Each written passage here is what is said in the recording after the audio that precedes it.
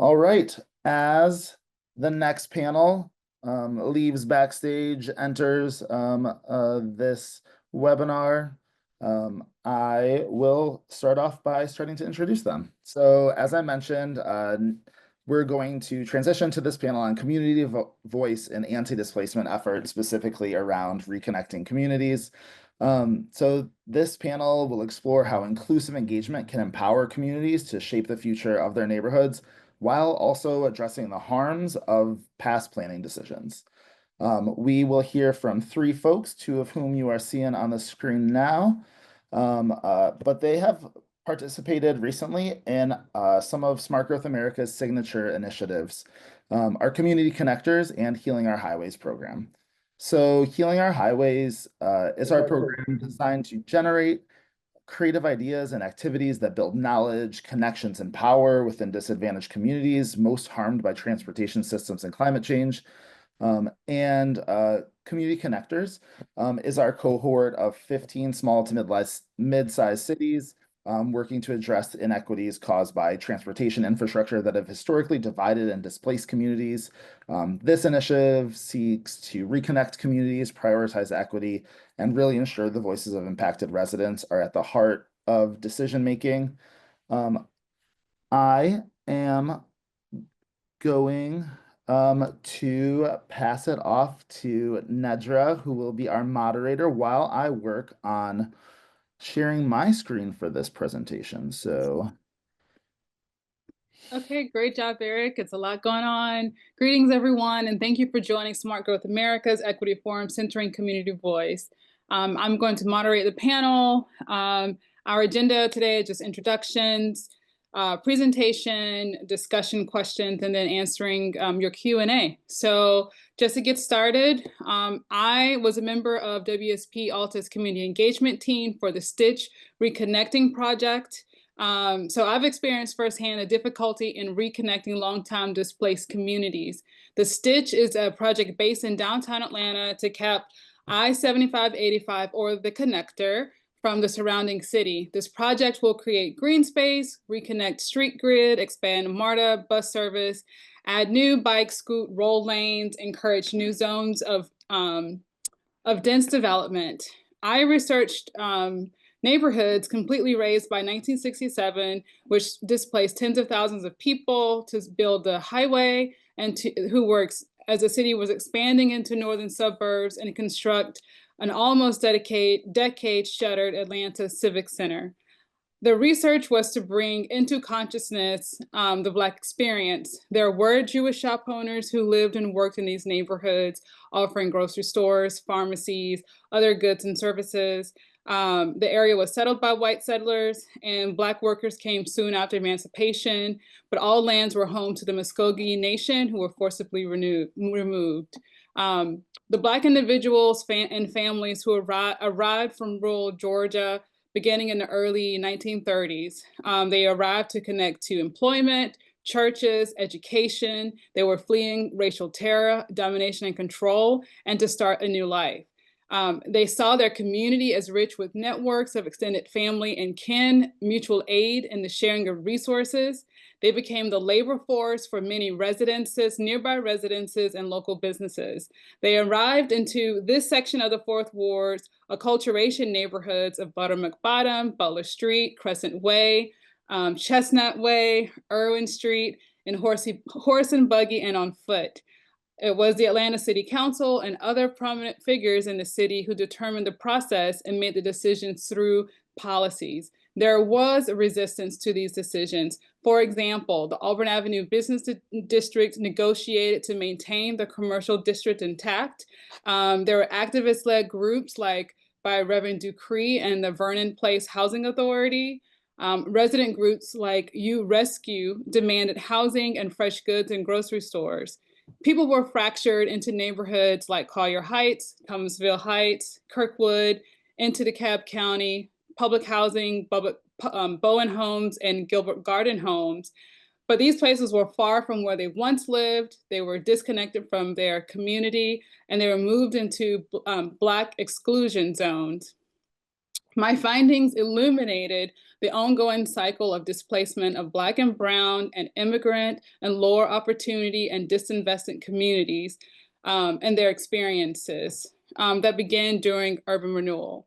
To be more succinct, policies were created to facilitate the goals and desires of those in positions of power who use eminent domain, which was newly declared legal by the Supreme Court. Narratives were created and disseminated broadly to disparage these communities and the peoples who live there as never-do-gooders, blight, crime-ridden, and little to nothing was done to alleviate their burdens, other than what the community members did for themselves. For example, the Atlanta Urban League set up health clinics to administer vaccines. And they also documented the disrepair of the rental units that residents lived in so that they can demand to stay in their homes and in their communities. Educational centers like the Cultural League were set up to train domestic workers so they can know their rights and improve their employability skills. And there are also alternative plans for housing. So many people, as I said before, just were moved away from services they relied upon, such as bus services, centers for employment, and just the shops that serve them. What I learned that is important from talking with seniors from these displaced communities for over 50 years was to listen and acknowledge that people did not just want better housing and a new start. They wanted to remain in their community. And as a result, they experienced a lot of loss and they still have a lot of hurt. Incorporate trauma-informed strategies, so not to re-traumatize and inadvertently inflict more harm. Be very clear about what is possible. Help, i.e., it could be help shaping policies or create memory projects. Extend an invitation to the project and leave space for individuals to determine their involvement. Cultural competency is important, using art and culture, having knowledge of history from the perspective of how people live their lives.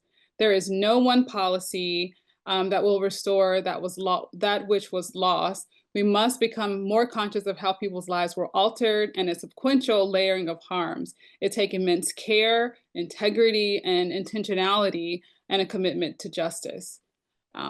So that's my connection to this work. But let's turn to our panelists.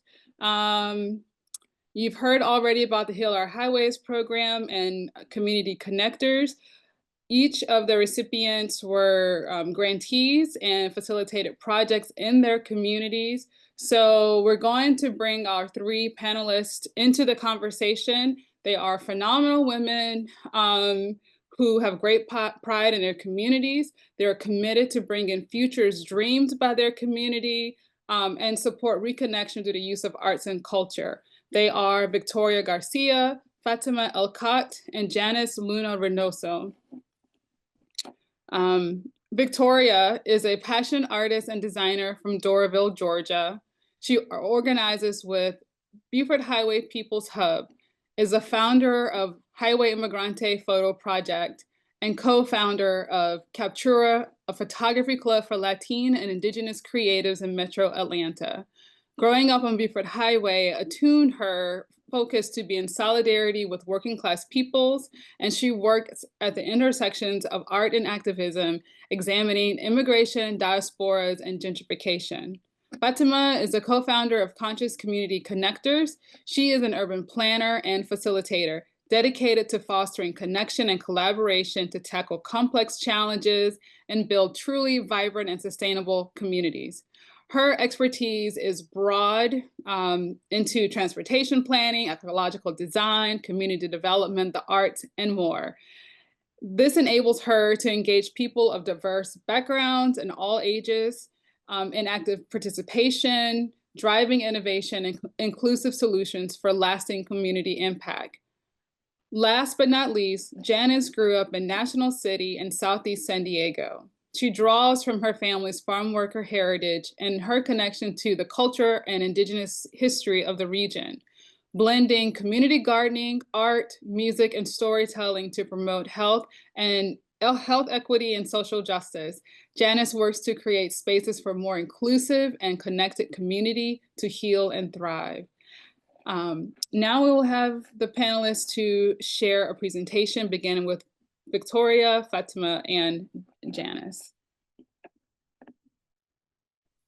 Good afternoon, everyone. Thank you, Nedra, for the invitation, or for the introduction. So my work is focused on the Beaufort Highway corridor. That is the community that I was raised in and intentionally chose to settle into as an adult. With the Healing Our Highways grant, I was able to collaborate with the Beaufort Highway People's Hub, which I'm a member of, further my work with my photo project, Highway Migrante, and then also collaborate with the Captura Photography Club. So just to give a little context of what Beaufort Highway is, it's a very long strip of road that spans 3 counties in North Metro Atlanta. It has a history of different immigrant diasporas settling in the area because of the cheap real estate, like both for commercial and residential reasons. And since the 90s has been known for having a really high population of different Asian and Latin American immigrant communities. Can go to the next slide. So with the Beaufort Highway People's Hub, I'm part of the organizing committee for our summer youth conference. And this is an activity that I was able to kick off the grant with. And so the conference began as a way to contextualize our existence in the US South as descendants of the global South and kind of what brought us here, what are like our different political or cultural histories. And through this year's conference, we were able to incorporate a lot of things regarding climate change, radical imagination, incorporating creative outlets like poetry for people to write an ode to their neighborhood, and then also hearing from other youth about how you can organize as students in your schools to further projects in your neighborhood that you're interested in. In addition to, there's some examples from the conference. We can flip through some different workshops that we did and different art activities as well. And then Highway Migrante is my personal photo project that I started upon moving back to Beaufort Highway in 2018. It started as just an artistic project and ended up turning into a photo archive. So through Healing Our Highways, I was able to make Highway Migrante more than a solo project and make it more of a collaborative endeavor through the Captura Photography Club, which has a membership of Latinx and Indigenous photographers in Metro Atlanta. So with the Captura, we planned 2 different photo walks along Beaufort Highway.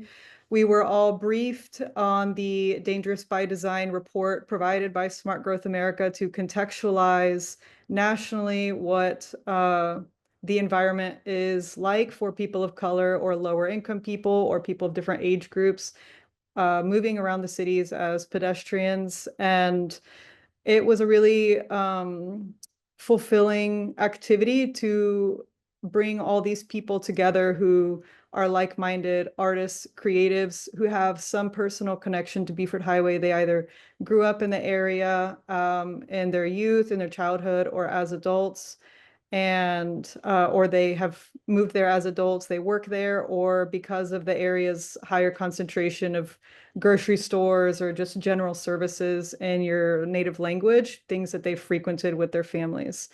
And it brought back memories of, the ways that they would walk with their mom to the laundromat as a child, or having to like run across the street, or playing in strip malls instead of having parks. And even just people in the group who currently live on Beaufort Highway but have the privilege of having a vehicle, leaving your vehicle behind and seeing what it really feels like to be put in the shoes of a pedestrian, of someone who doesn't have the option of moving around in a car. So there was a a much more emotional impact, I would say, than I was anticipating. And in addition to these photos that we got from the 2 different photo walks, I was able to get testimonies from each participant, and a lot of them, unprompted, ended up submitting like poetry that kind of reflected their feelings about having done these photo walks. And so a lot of people talked about themes of resilience, of not needing to prove that this is your home, but you can go outside and see that this is your home, that you have built this community, that you deserve to be part of the decision making of this community. And so, yeah, that is where my project has been most recently.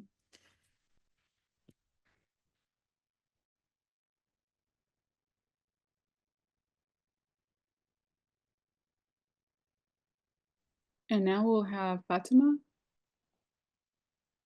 For like the applause emoji, but I couldn't find it, but I'm applauding. Always fun to see your project. I never get tired of it. But thanks everyone. Thanks Smart Growth America for having us here. It is an honor. Can you guys see my slide okay? Awesome. So we are here talking about centering community, which actually was a big part of our Healing Our Highways project. Just to give you some quick context on where we are based in Tampa, Florida. You can see us a little bit on that map in that enclave. And like Nedra, I'm really glad the way that you opened up with the context. I mean, unfortunately, it's a very similar story to what happened back in the day, but the Scrubs District is what we used to call it. It was called that because we had a lot of palmetto scrub. We are in a swamp, so that's what we were characterized by. But it was an area established by emancipated slaves back in the 1880s, and of course was kind of segregated during those racist times, and kind of created its own really bustling and vibrant Black business district that had, of course, arts, politics. I mean, it really became this really robust place that community members are still very proud of. But besides the construction of the 2 highways that we have in our enclave, this is a map that one of our students made back in the day. Our building was right here at that intersection between Highway 275 and I-4. So we love to brag to FDOT when they come to our community meetings that we are the most affected neighborhood in the entire state of Florida, because we are flanked on all 4 sides by the highway, or some effect by it. So that's really the infrastructure that's been impacting us. But in addition to the histories behind it, we are still dealing with highway expansion. The highway was expanded successfully in 2012. That led to the destruction of several affordable housing projects, and then was stopped by our matriarch that I'll go into a little bit in 2015, but had still led to this really kind of drastic displacement on top of one of the most rapid gentrifications that we've seen in the United States. We are at like a 95% price increase currently. Our prices pre-COVID were around 100,000, and now they are around 1 million. So it's been a really, really rapid process, and it's been the word drastic because, you know, this student specifically moved to Temple Terrace, but we have a lot of students now. This was 2-3 years ago. Now this area is no longer affordable. So now everybody is moving into our rural area where we have a lot of our migrant farm worker communities and a whole other lot of issues and lack of services to transportation. So imagine you're moving our urban city Black families to our rural areas where we have a lot of our Latino immigrants already, you know, competing for the limited Section 8 housing. And all of this has kind of been exacerbated by the very last affordable housing that we did have in the area, which is Robles Park, has officially been demolished. Everybody's been moved out. And the saddest thing, I promise I'll bring it up, but just to really give the context of how drastic this is, we had one family in THJCA's history that was a homeowner in Tampa Heights, and their house burned down a couple of weeks ago. So we officially are at 100% displacement from the neighborhood. So that's our reality. With that, we still have our spirit space. So there's a whole big, beautiful, and messy political activism history that went behind getting and acquiring this building and still keeping it to this day. But this is the Tampa Heights Junior Civic Association Community Center, but we do call it our spirit space. It is a historic church. It's over 100 years old, has kind of that Gothic architecture that we all love to see. But it also, when you step into the doors, you feel it. You can feel the spirit space that has been culminated in there. We have African dancing and drumming there every Tuesday and Thursday. We have events, we have community programs. So it's really still full of life. And that's just some of the examples of some of the art that the students have done across the building campus. But you can see that's our backyard, literally. And then I just really want to highlight through the Healing Our Highways project, we were really able to highlight our people. So there's our matriarch in all her pride and glory, Miss Lena Young Green there on the left. And then throughout on the right, we have, you know, from our students to artists, creatives, historians, oral archivists, and then our small, humble consulting team there in the corner as part of this project. And really, I wanted to highlight that because we're centered in the Tampa Heights Junior Civic Association and supporting their legacy and providing youth programs and just a safe space for people in the community, we were really able to use the kids as kind of like the inspiration point and the core of this as they were learning about what Tampa Heights used to be and how they had Ray Charles dancing down their street and where he stayed. And they were really excited about learning their history. They went to events, they talked with elders to learn more about the music history specifically. And then some of the students were really inspired by the art in the building. So we did a lot of just throughout programs, you know, taking them out around town and just getting really immersed in that history. But with that, I'm just gonna like play in the background. We were able with the Healing Our Highways money to be able to actually have several community events. This is our first one, which was our Juneteenth Cultural Fest celebration, which we framed to be a cultural fest to not only be centered in the African history that many of the residents of Tampa Heights, the original residents, are immersed in, but also to invite the newer residents to experience what that culture and history is and to bring in their dollars, to be real, to pay the residents that are able to provide a lot of the products that were at the Juneteenth. And then paying the videographers who did this, and it's really incredible. I don't have a lot of time, so I'll definitely drop the links in the chat. Hopefully you guys can access them. But that was just a really great part of this, was being able to visually showcase this through a really engaging video. And then we also were able to get a partnership with the Jane Goodall Institute with some of the local students in our area, and they helped us put and organize a garden day in cahoots with our Tampa Heights Community Garden that's down the street from our community center. And we were able to really bring a lot of like native pollinators and like spruce up the garden. And it was a really interesting kind of event because we had a lot of the newer residents come to this one. So it was a really unique way to kind of get them excited to contribute to the space and beautify it, not only for the people to enjoy, but as our students pointed out, they really wanted a space for the pollinators to have a pathway to go to the community garden and participate that way. So that was a really fun and kind of we weren't expecting that to happen, but it was a cool kind of secondary outcome. And then as our last event, we were able to have something that we called our Healing Grounds event. So this, you know, kind of piggyback off of our Juneteenth and celebrating and really rooting ourselves in the original culture of the residents and making sure that we're highlighting and celebrating what those stories are. But we use traditional like call and answer, immersive dancing to tell the histories of many of the people who were part of Tampa Heights and kind of dictating that today and offering spaces for our current residents or displaced residents and new residents and all to come together and have like an oral history story share. And it was very interesting because from that, a lot of our students who are 14 and younger talked about the displacement of and the trauma that they're still facing. So it's something that we're still unfortunately up against. And literally our board here in Hillsborough County approved another highway expansion a month ago. So it's still very much the reality of it, but providing this space and feeling it, we cried, we laughed, like you could feel the actual transmutation of that really kind of heavy grief into being like, but here we are, we're literally here right now, we made it happen, we're celebrating who we are, and we're in joy together. And I think really having that piece as we move into the third part of our project, which is to preserve our old histories very formally with the university, so that no matter who comes into this neighborhood, no matter what buildings you raise, I'm not gonna do that. We are still here and the story is still prevalent, and you know, the bricks that you walk on are not cute from the historic overlay, but have the footsteps of the residents who were here. So yeah, I'll stop there, but it really was about healing. And that's what we were excited about this project. So thank you.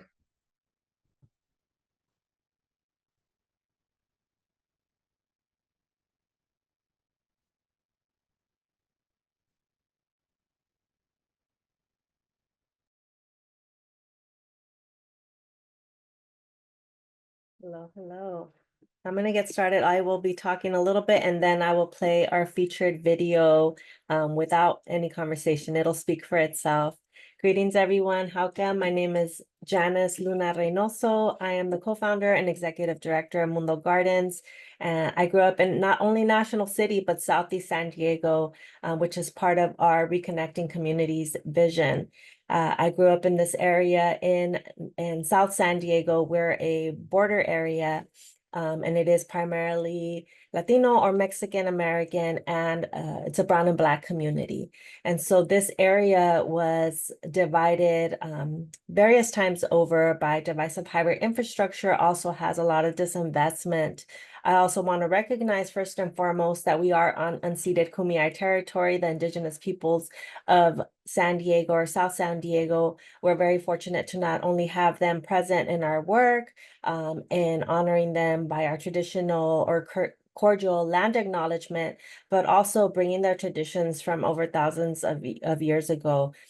San Diego is home to the most Indian or Native American reservations and also a large Native American community. And I say this because when we're talking about reclaiming or land back initiatives, we really want to be conscientious of including the original peoples when we're talking about displacement and healing.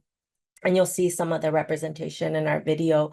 We rely on their guidance. We're relying on the guidance of the Black Federation leaders that started this advocacy work over 60 years ago and are making our work possible. We're relying on the partnership with original artists that created a Chicano Park, which is a nationally recognized community park and outdoor mural space that is inspiring our work, working with street artists. We're working not only with the entities and the agencies, the MPOs, the cities, and those government decision-making folks, and really being frank and transparent about healing the community of what it looks like to continue structural racism, and that we're working together to change that. The anti-displacement measures that we're working on include a community land trust, include creating a cultural arts park under the bridge area. You'll see a large intersection that is going to be closed for this current video that you'll see. We had a few hours of a freeway closure that the community was able to participate in, and there we visualize what those 57 acres can be used for in our redeveloping of this. And so you'll see it here, and then I'll go back to the conversation. Thank you. Little bicycles, big bicycles arrived bright and early for a bicycle ride on the 805 freeway.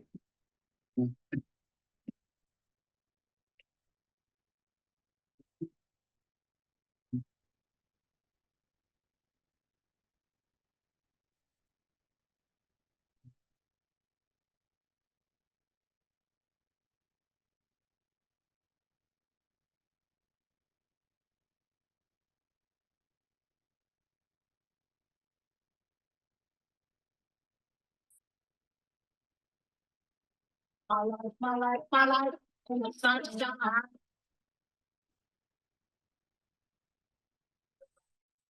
Sunshine.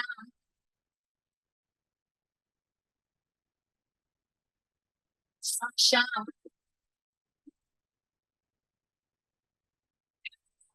Sunshine.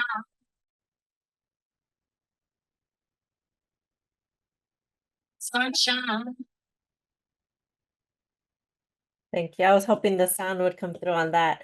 You kind of get the picture there. We also featured local upcycling fashion show. This is the first time that we've heard of a fashion show being performed on a freeway off-ramp or on a freeway. So that was fantastic. So we're getting the buy-in from state leadership and the cities, the different entities or municipalities that we're working with. We also held a community connectors conference in the summer for 2 days that included breakout sessions. We did that in partnership with Smart Growth America, and we were at the historical educational cultural complex that will in the future house a civil rights archives and museum. And so we're building upon the historical legacies of activist work, but also acknowledging the harm. And so in our monthly and weekly outreach in the community, it's really important to acknowledge the historical work that got us to where we are. Folks ask, how is it that I connect with the community? Well, I can very easily say, because I am from the community, grew up, born and raised, but also not always assuming that because I'm in this position of leadership or rooted in the community that the narrative is going to stay the same, or that my perspective is the only perspective. So it's always checking in with the community and having inclusive and diverse, voices at the table. And so that's what I wanted to share as far as keeping the finger on the pulse, being a part of that and asking questions and being as inclusive and approaching the multi-generational historical efforts and acknowledging what has been done and what needs to be done. Thank you. Thank all of you for sharing your work, which is amazing, and sharing your community, your intellect, and just like your own creativities and how you have attempted to solve these challenges that your community is facing. So now we're going to have a discussion, a few questions, and hopefully some audience members will throw in some questions as well, to get more into how you make use of arts and culture to stimulate healing, to stimulate reconnection, and also maintain those connections. So for our first question, we're going to start with you, Victoria, and then everyone else, please do jump in as you feel led. Our built environment embodies and makes visible the harms and divisions in our local and national histories and character, our soul. What has your project meant for your healing and the healing and reconnection of your community? So as I kind of began to explain earlier, my photo project started as a solo project of like resettling into my neighborhood. And at the time I didn't have the intention of making it a photo archive that's like ongoing thing that's, now been like 6 years. But I think it was healing to develop a personal practice, a personal artistic practice of witnessing my community, of going outside, actually being in the street, and being really intentional about noticing the changes, what propelled that change. And it really makes you feel integrated into your community and like a member of, like a part of what is happening. I think in working with other people, it's also provided them a sense of nostalgia that they maybe didn't really tap into before. Maybe they didn't realize that their own histories, their own memories, or their own archives that they may not acknowledge as archives, that those things are valuable, that it's like part of a collective history of the area. And working with the captura photographers on those 2 photo walks, each of them had some type of connection to the area, but it was different to lose the privilege of being a solo car driver and being able to reconnect with your neighbors in a new way. I think it's really easy. I mean, that's part of like infrastructure that's built specifically for vehicles and discourages pedestrians, is you isolate yourself from the people around you, and leaving that behind forces you to connect with the people around you. And there's so many small things or people that you can run into once you just make the intention of being like one of your neighbors and getting out on the street and talking to people. Especially when you have a camera in hand, people are curious in both ways, positive and negative. Some people are like, are you a journalist? What are you taking photos out here for? And then some people, like some of the photo examples that I showed, are really excited to, whatever you have going on, I want to be part of it. Like, I'm out here, I'm part of this neighborhood, I want to get my photo taken. But it's I think it increased everyone's capacity for understanding and empathy with their own community. Just feeling what it feels like to go to the Chambly station on MARTA and try to walk to Beeford Highway.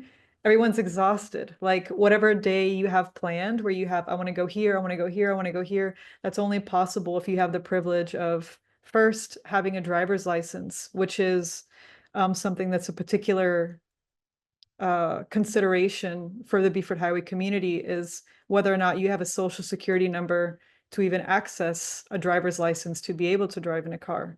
But yeah, I think it's, people spoke earlier about like, there's the technical expertise versus the lived experience. And I think you can have all of the technical experience, but if you don't try to get yourself closer to what the lived experience is like, there's a lot of perspective that you'll be lacking, and it is very healing to get closer to that and feel more like a member of a collective, like you are more of a part of your community and that you can work together with your neighbors.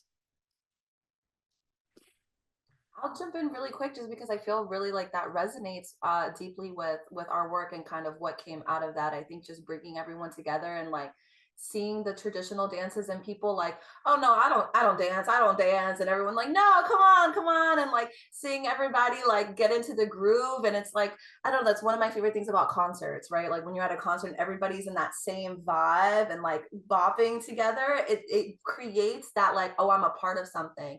And I think, like Clarissa put in the chat, like we're hungry for that connection. So that's why we go after those like kind of quick shots of going to Disney or going to the concert so that you can feel kind of like created scenarios of that. But Victoria, I love the way you said it, because when we just go out of our street, we are part of that. And it doesn't have to be sometimes in that container. The container is our built environment, which is why I love urban planning. But I love that you brought that up in that way. And I think that bringing people together as the practitioner, I know that like urban planners or people like in this space, like we're the facilitators of this space. So I often find myself like, oh, they're healing, like I'm so glad everybody else is healing.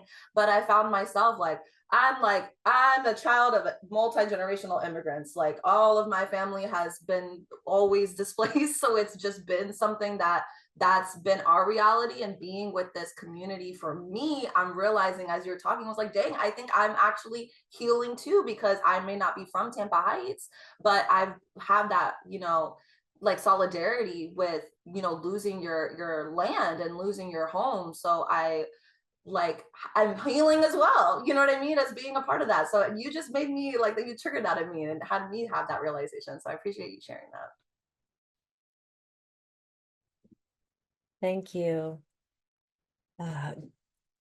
Seeing the awareness grow in the community, yes, from decision makers, but really on the grassroots level, the neighbors, the youth. And I keep thinking about the elders. And so when we're there in community, when we have our community meetings or our celebrations or our kickoff events, and we practice what is the local culture, whether it's someone elevating the lowrider community or the Black arts or just, you know, historical civic engagement or our indigeneity.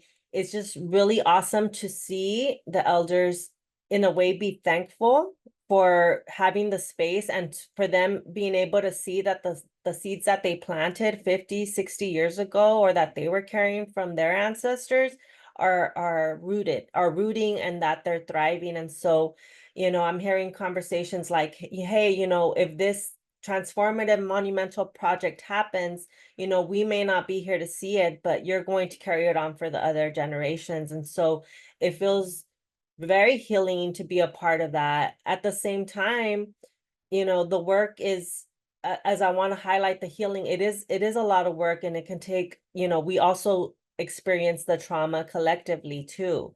And so there's these, you know, sweet spots of celebrating and the healing, but also because of the very systemic, you know, intentional harm that has come, even within our community, we have to practice a lot of restorative justice in order to minimize the harm that we hold or that we may put each other in. And so that's just very, very real. And to really acknowledge and come together so that way when we're working, you know, and trying to convince decision makers, the state or the other municipalities to support this work, that it's actually going to benefit everyone. And so I do want to highlight the beauty of the practices and the culture that's taking place. At the same time, for me, it's literally in my backyard. I'm in walking distance from this green corridor, the National City Southeast Green Corridor area. So it's a mixed bag of yes, the work is here and there's this hope and it keeps us motivated, but there is also acknowledging that sometimes healing means that the hurt is still going to be there. You just want to minimize it and then really amplify the positive moments and really grow those positive attributes like a muscle. Thanks. Thank you for your responses and just calling in the valuableness of the experience for healing, for connection, to observe and see, and just that there are intentional actions that must take place in order for it all to be facilitated. So question number 2, starting with you, Fatima. Arts and culture are an essential element in the heart of your work. Why are arts and culture inseparable from community power building, the reconnection to transportation and facilitating climate justice? And how has working with artists and cultural workers played a pivotal role in your anti-displacement efforts? Yeah, thank you for that question. I love it. I think it is inseparable because we cannot open up the conversation like Janice just brought up. There's so much hurt, especially in our community, like that's watching your friends and family who used to live there for generations no longer be able to. It's very deeply painful. So I think that using arts as a medium takes you sometimes out of this and gets you into that spirit space where you're able to communicate in a different way. And I love it. I love using arts and culture anywhere, especially with people who don't speak English, right? It's like such a bridger because you don't need to be doing a formal presentation and understanding things. You're expressing your lived experience. And that I think is what arts and culture like gets to.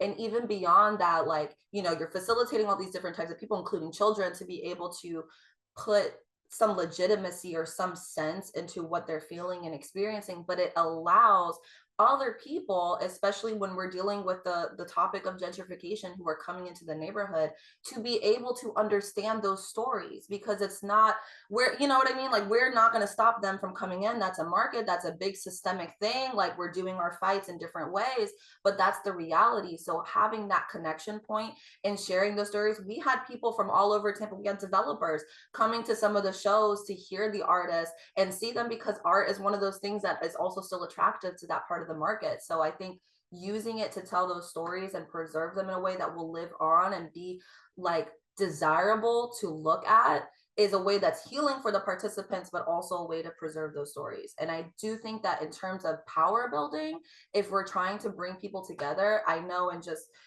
processes overall, there's a lot of disengagement and a lot of disconnection. So having something be a fun way, you're like, if we would have framed these events like, come here so we can talk about the damages that the highway has caused our neighborhood, we wouldn't have anybody showed up.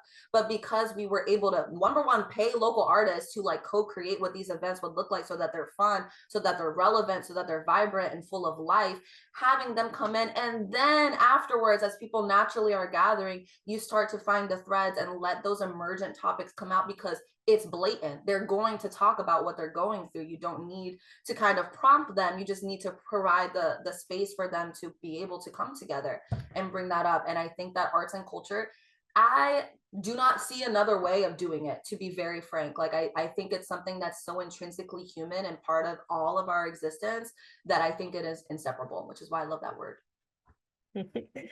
Thank you. I'm laughing when you're talking about, like, if you tell them, we're going to come into this work and it's going to be difficult and it's going to be traumatic.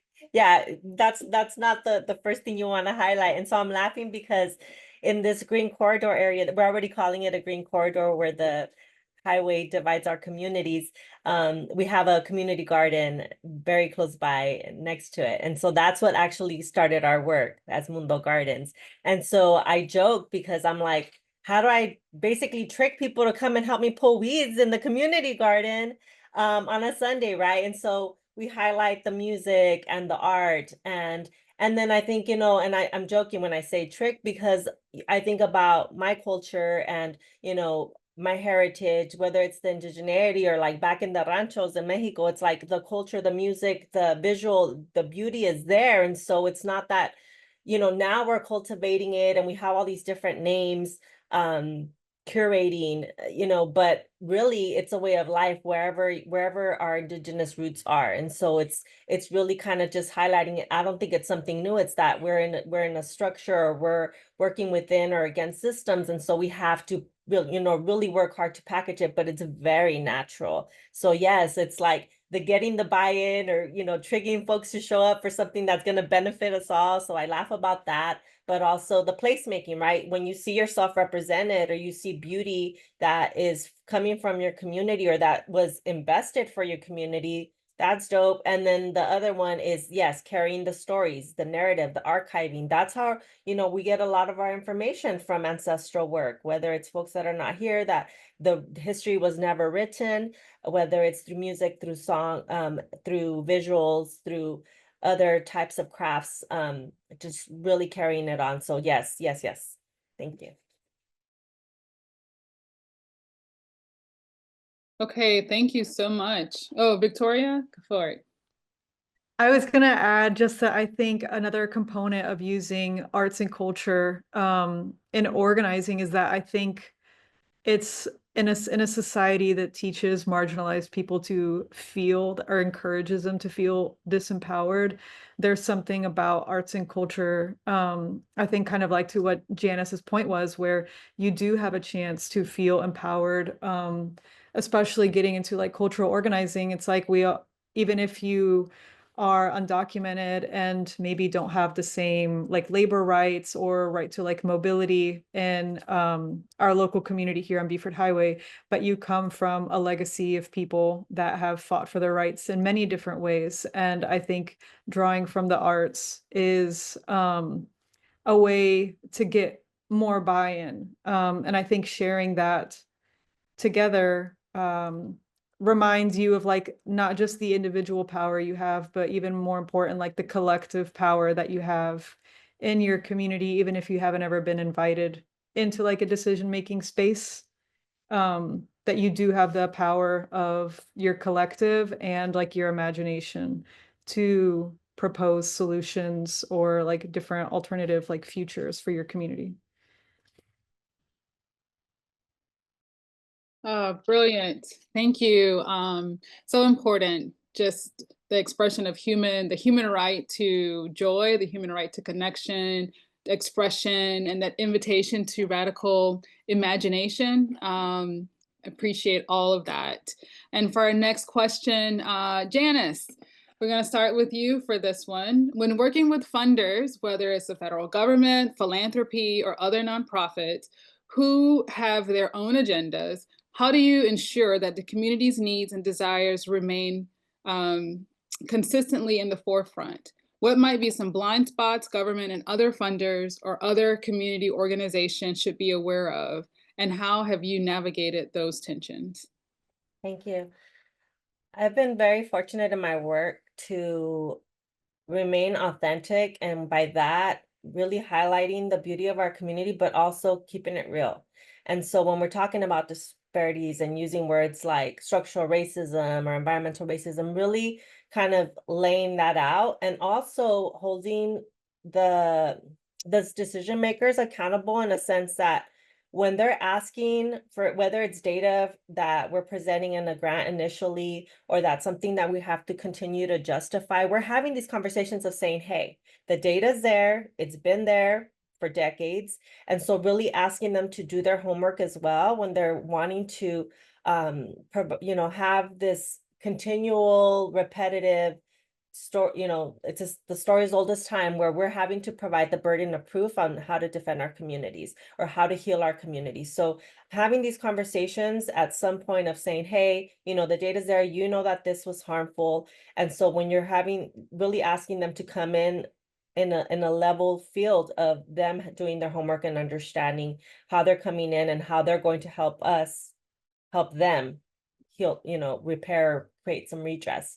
The other thing is just inviting them into the space, really asking funders, and I even had a conversation with some philanthropy groups and saying, what you can do is actually touch down where we are. Some of the folks don't know the community, aren't really aware or haven't even stepped foot on the land. And so I said, come down and literally, if it means planting a seed with the community, like walk in the neighborhood, see what it feels like. We have some of the most polluted air in California in the area where we're working, and it's like, you know, are they aware of that? The other thing is, even though I'm asking them to come in a level playing field, even reading back some of the demographics, some of the different data sets, and seeing their reaction of like whether they're a philanthropy group that's handing out or that is used to giving out millions of dollars, they might not even know the data. They might not even know what is being reflected because it's a world away. And as we're asking them to visit the spaces, I've actually, you know, really made it a point to include our street artists and the indigenous practitioners, and, you know, the storytellers, you know, from the Black Federation as well, and just different moments to really inspire them. And so I've seen that shift of them being immersed in our culture and just really not having a choice, like just them saying, I want more of this. And so when I'm getting their comments, I'm telling them, hey, we know that if you want this to happen, if you want this to continue, we're all looking at you, that it will continue. So really putting it back on them and saying, you love this is great. If you love our culture, then make that change and make that decision. And we know that you have that power. So really putting it, you know, having those very transparent and frank conversations of saying, hey, you know, help us out. We're not just here to have meetings for the sake of having meetings. Thanks. Okay, we're gonna get to some of the Q&A. Taking Clarissa's question. What is one lesson that you've learned, each of you have learned, that you like to share, how you would coordinate a healing project in your community, so that people can get started and not be intimidated? And could be about funders or about working with artists.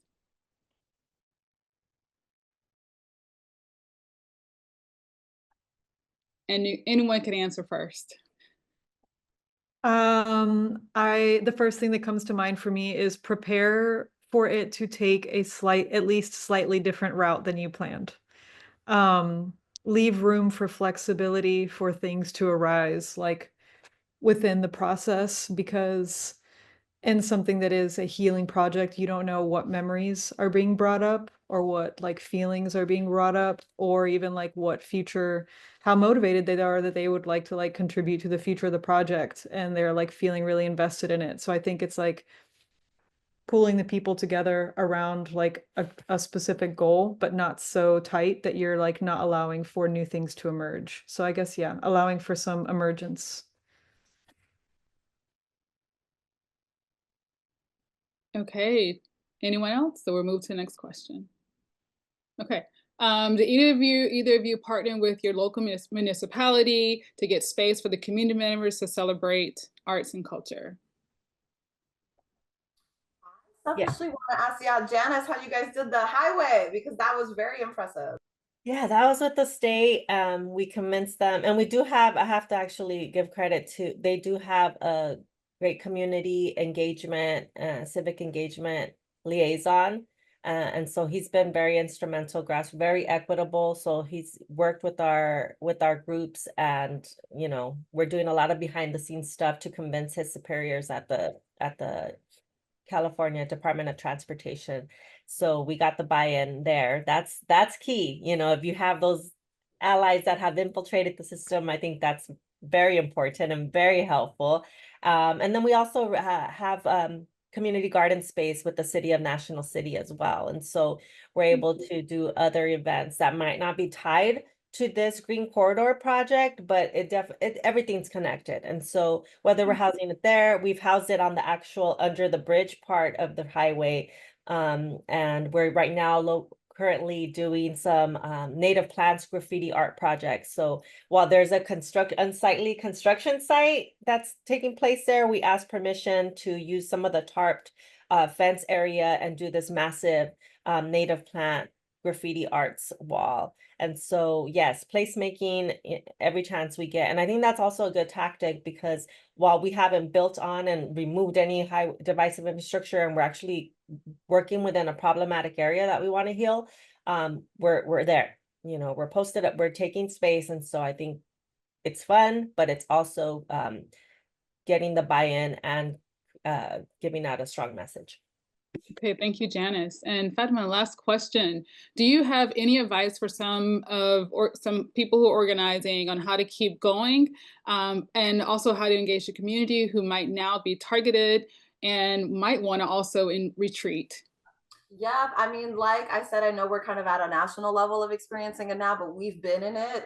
Florida is a very hostile state, and they frankly do not care about us. So we are very used to kind of organizing in the shadows, and I think creating those safe spaces outside of the system. I have a great person that I follow called Jose Richard Aviles that works with the Othering Belonging Institute that always says we want to work within, against, and without the system. And I think really embodying that as your mantra and figuring out the ways, as Jana said, to have those allies. There are those good people that were within the system that always will be, but making sure that you're not depending on the system. You're finding your space, whether it is that space in front of your house, it's somebody's garage, it is a community garden. You own that space, it's yours. We do have our land now, and I think don't let anybody scare you into thinking that something's going to happen, and even if it does, you're not alone. And building that community, you'll be okay. We have been and we always will be. Thank you for your responses and your heart and for caring. Please do, audience, connect with Fatima, Victoria, and Janice for their expertise. Turn it back to you, Eric. Thank you, Nedra. And I just want to thank this panel. What a powerful discussion. The work that y'all have done within your communities is really inspiring, and I'm taking a lot with me from that. I also want to thank everyone who was able to attend the first panel, AARP, for helping us to put this on, and for all of you for being interested in this. I feel lucky that SGA is contributing to a tool to address displacement pressures, and also that the team here gets to work with folks who are as brilliant of leaders as Janice, Fatima, and Victoria. So thank you all. For everyone out there, we're going to share the recording and resources with you all via email when we have them. And also keep your eye out for early bird tickets for the Equity Summit, which is coming up in March 2025, early next week. But take good care, everyone, and hopefully see you soon. Yeah. Thank you. Bye. See you soon. Bye. Thank you. Thank you.